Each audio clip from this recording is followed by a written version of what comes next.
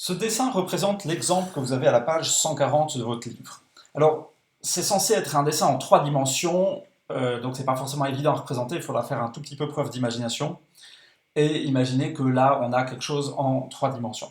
Je vais commencer par mettre un tout petit peu de couleur. Mon vecteur V, je vais le mettre en mauve, et puis en orange, le vecteur f de V. Donc f de V, qu'est-ce que c'est? C'est le symétrique de V par rapport au plan F et de direction D. Voilà. Maintenant, je vais considérer un certain nombre d'autres transformations.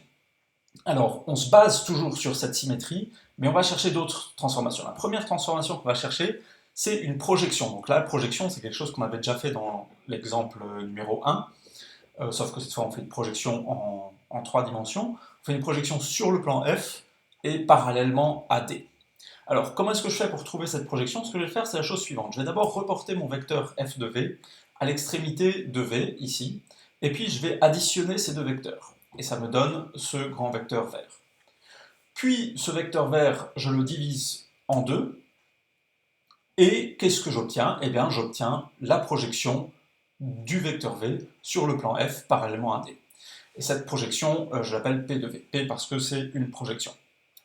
Et donc, qu'est-ce que je peux conclure d'après la manière dont j'ai trouvé ce vecteur P de V? Eh bien, je peux conclure que P de V, c'est la moitié du vecteur V plus le vecteur F de V, donc c'est la moitié de l'identité de V plus la symétrie de V.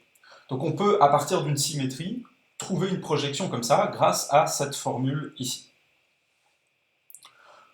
Deuxième transformation, on fait une symétrie par rapport à la droite D et de direction plan F.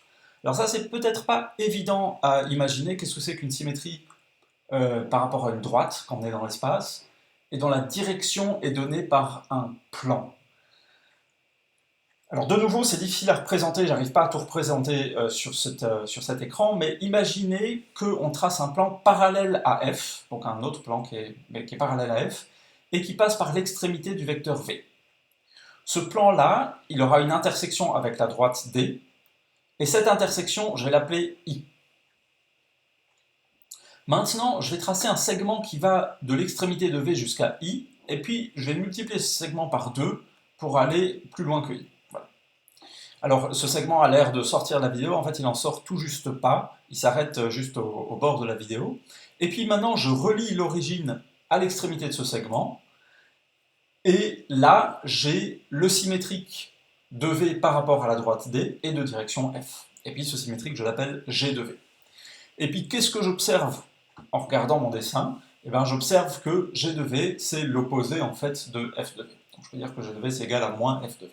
Et donc, ici, de nouveau, à partir d'une symétrie par rapport à un plan parallèlement à une droite, eh ben, je peux faire la symétrie par rapport à la droite, parallèlement au plan. Donc, un petit peu l'inverse en quelque sorte.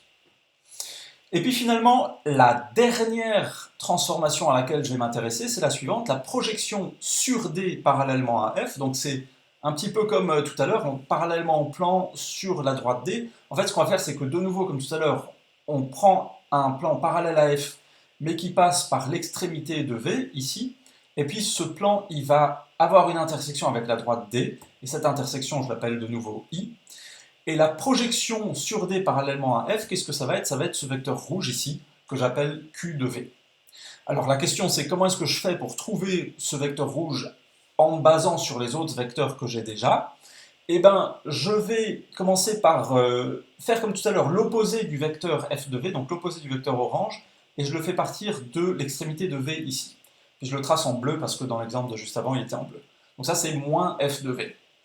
Ensuite, je relie l'origine à moins f de v, et ça me donne ce vecteur rouge. Puis je divise ce vecteur rouge par 2, et ça me donne mon vecteur q de v. Et donc, de nouveau, je peux en conclure, d'après la manière dont j'ai construit q de v, que q de v, c'est la moitié de v moins f de v, donc c'est la moitié de l'identité moins le symétrique de v.